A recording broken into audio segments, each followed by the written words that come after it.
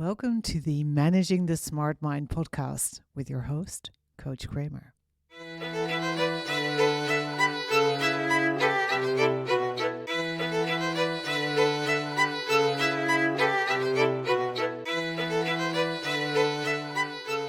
Episode 20, Procrastination, Part 1.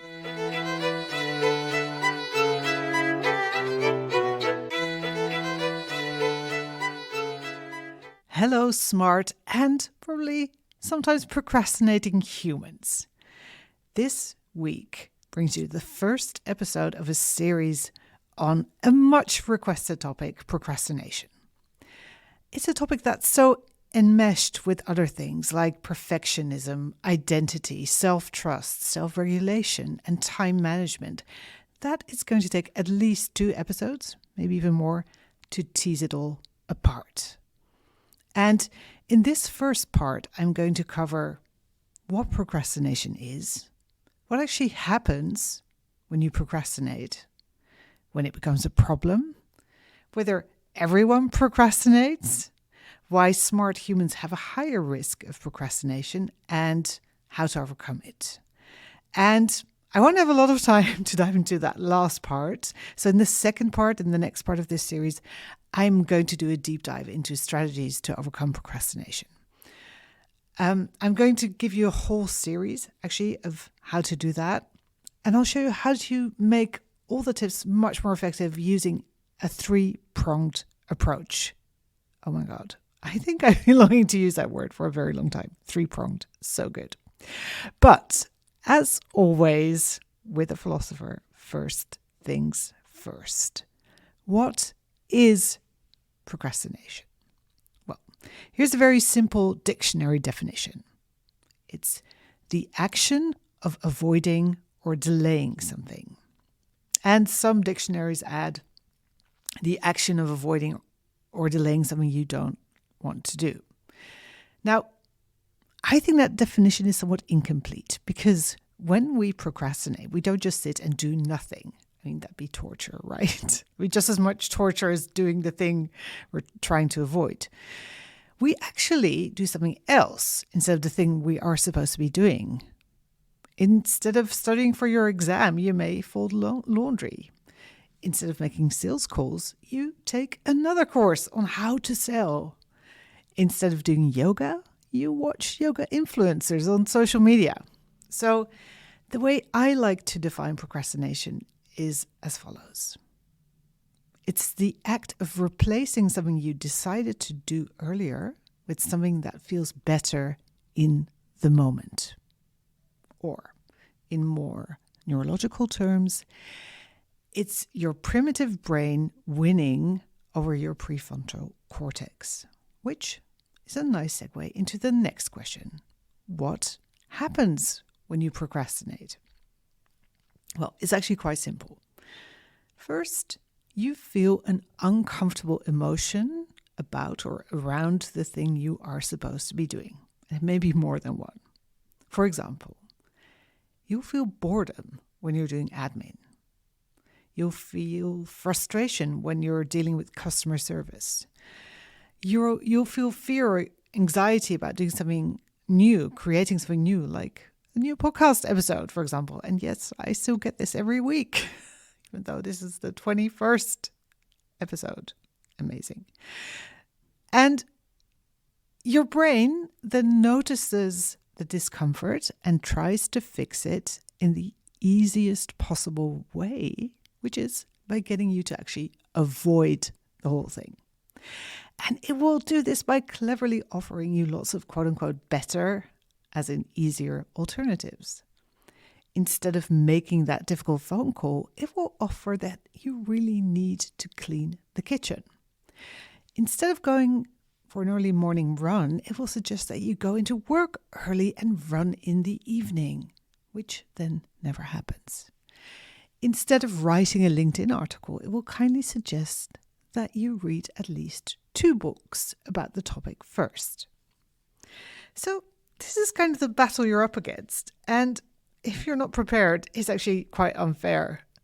What your brain is doing is the equivalent of telling a kid, hey, you can tidy this room. Or look, here's some candy. You could eat that instead.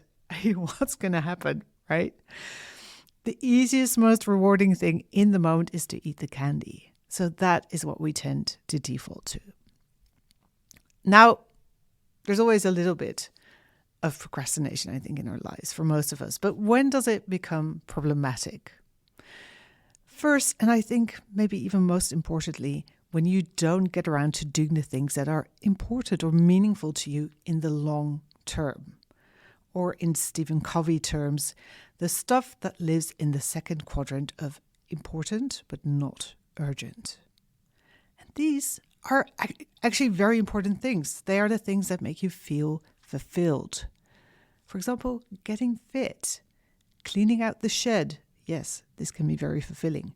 Writing a fantasy novel, climbing the Kilimanjaro, or finally visiting Lego House. And please hold me accountable on this one, dear listeners. It is going to happen in 2023. Now, if you stay stuck in day-to-day urgencies and emergencies, life starts to feel like a meaningless drag. And in a way, it is. So that's where procrastination becomes problematic. A second way in which it can become problematic is when you never give yourself enough time to do projects in a way that aligns with your standards and values. Sure, you get it done. You may even tell yourself that you work really well under pressure. And you may get told that your work is amazing because, hey, you're very smart. You're smart enough to fabricate something not too shabby, even in a very limited amount of time. But in the long run, this will leave you deeply unfulfilled because you're not doing your best work. And then you start to question what the point is if your 30% is always good enough, right? So this sort of leads you in a cycle of wondering why you even bother and also never finding out what you can do, right? Like what amazing work you can create because you never have to dig that deep because you never have the time.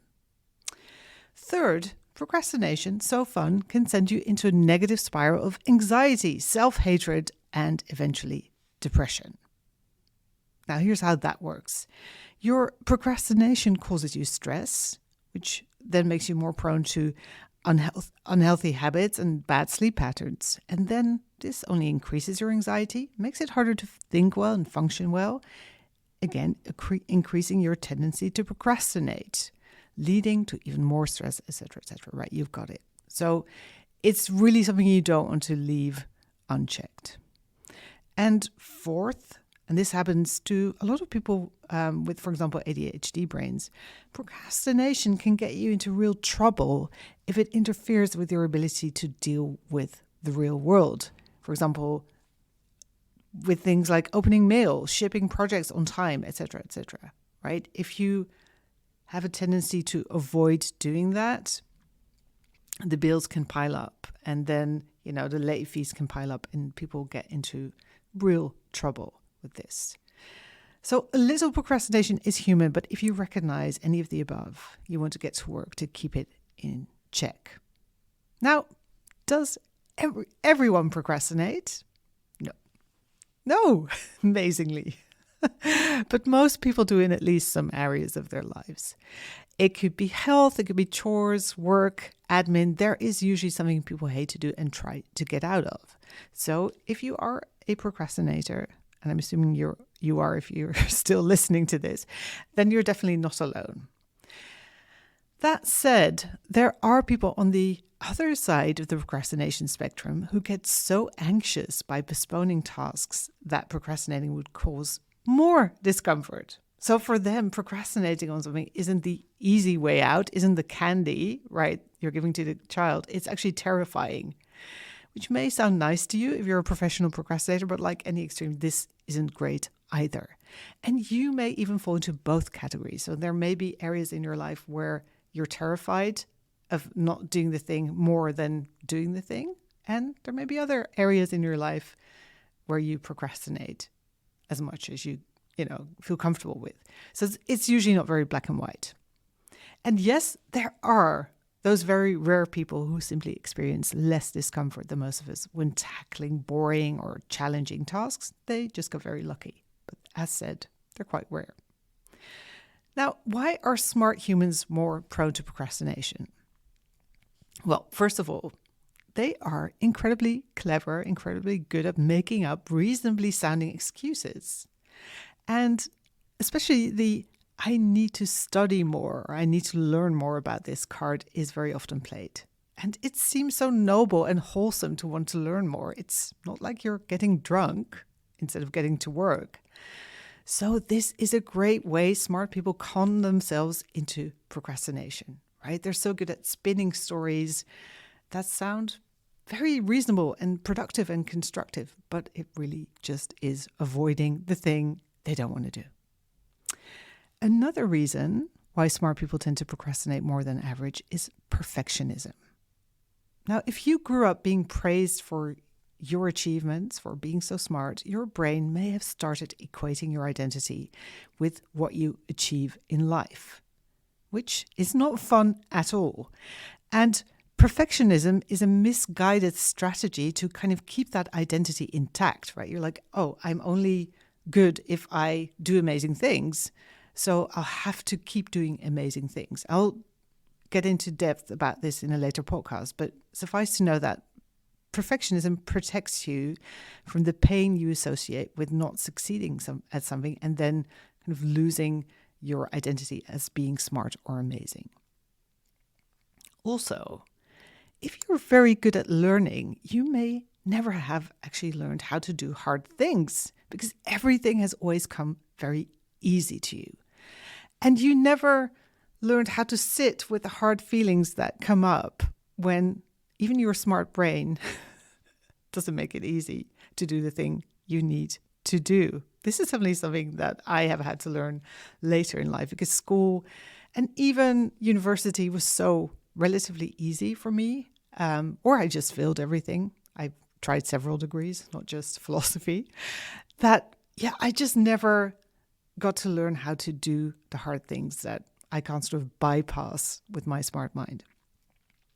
Then there is a massive amount of ideas smart people tend to have. I mean, you could be doing 1,000 things right now, many of which would be equally amazing. So why not do those instead, or at least one of those? And there's also your ability to see 1,000 ways to make things better, to improve them. Deep down inside, you may know that once you've done the thing, you'll also see all the ways in which you could have done a better job, which is not very appealing, right? It's not a great incentive to get started. I have to say, I have this so bad with the podcast, right? As soon as I finish recording, I'll think of 10 new things I could have said or, said better.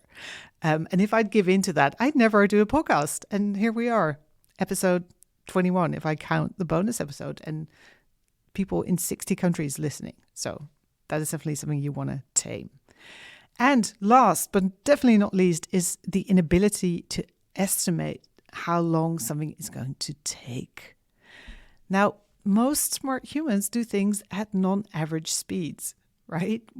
Something we just do so much faster than other people, which is fun, but it also makes it hard to predict how long a project will take us, especially if in addition you're blessed with, for example, an ADHD brain, right? You have just a very different experience of time, I can tell you. So I have no idea how long this is going to take in itself can be enough to create a kind of discomfort in your brain, causing you to procrastinate. So for smart people, procrastination tends to show up much more, and it's much more important to manage it. So how do we do that? We are now at the part you've probably been waiting for, fixing procrastination. You know what it is. Taking an unplanned action to avoid a feeling in the moment. So, how do you stop it? Do you just willpower your way through? Does a lot of procrastination mean you're weak or lazy? No. And no. Willpower doesn't work, and you're not lazy. Willpower is not a sustainable solution, as in it will deplete your energy stores if you have to rely on it again and again. So, what is sustainable? learning how to manage your emotions and your mind. That is the best investment ever, not just, by the way, against procrastination. So, as said before, you want to come at the procrastination beast from 3 different angles. From the angle of thoughts, from feelings, and from the angle of behavior. And most advice in the procrastination realm usually focuses on behavior, right? There's lots of tips to help you create conditions to avoid procrastination, like kill all distractions in your work environment, which is, it's sound advice, but it completely bypasses what's going on in your mind and body. It addresses the symptoms and not the main cause. So next week, in the second part of this series, I'm going to discuss at length what you can do in all these different areas, behaviors, thoughts, and feelings, to help you reduce your procrastination to a mildly tolerable level. Yes, we're not going for perfection here, you're still human. But in the meantime, here's what I want you to do.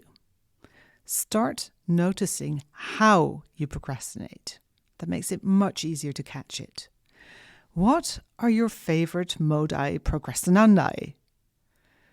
Now, for example, I tend to procrastinate with my phone, my inbox, my plants, social media, sorting things, and checking the latest Lego prices. So if I'm doing any of these, I want to check in with myself to see if I'm actively avoiding doing something else. And I love to do that sooner rather than later because there's all these rabbit holes you can get sucked into. And before you know it, you're like, oh my God, it's 45 minutes after the time I was supposed to be starting work on my podcast. Okay. So then once you've identified your favorite, quote unquote, favorite modes of procrastination, you're ready for the next step. I want you to start noticing what feelings you're trying to avoid. And this, by the way, is why I don't want you to start by killing all distractions and using other how-tos, right? Because then you'll never get to the core of what's going on. Plus, we don't always control our environment, so you don't want to make yourself dependent on that. Now, I know I tend to grab my phone whenever I'm doing something hard and hit a bump. When I'm writing, for example, and I have no idea what to write next. When I check in with myself, I've noticed that in those moments, I'm trying to get away from the feeling of insecurity, of not knowing, which I hate. I want to know what I'm doing and feel certain. Well, at least my perfectionism does. So that's good to know. I also tend to want to eat or drink something when I get bored. This tends to show up when I'm working on something very repetitive or unchallenging, like dealing with bureaucratic stuff. So when I head for the kitchen without being hungry or thirsty, I know I'm trying to avoid the feeling of boredom. And when I want to play games on my iPad, I'm usually avoiding making a decision because making decisions, I've noticed, is often for me associated with a feeling of loss, of sort of losing all the things I'm not going to have time to do. And it can also cause anxiety. Is this the right decision? So if I'm not managing my mind, before I know it, I'll have been playing Hearthstone for half an hour and still not have made a decision. So I want you to get clear on this. Over the next 7 days, I want you to get intimate with your own procrastination patterns. What do they look like for you? And what are the corresponding feelings you're trying to get away from? Observe yourself over the next week and bring your results to the next episode when we'll get to work on overcoming procrastination. Until then, have an amazing week. Bye-bye.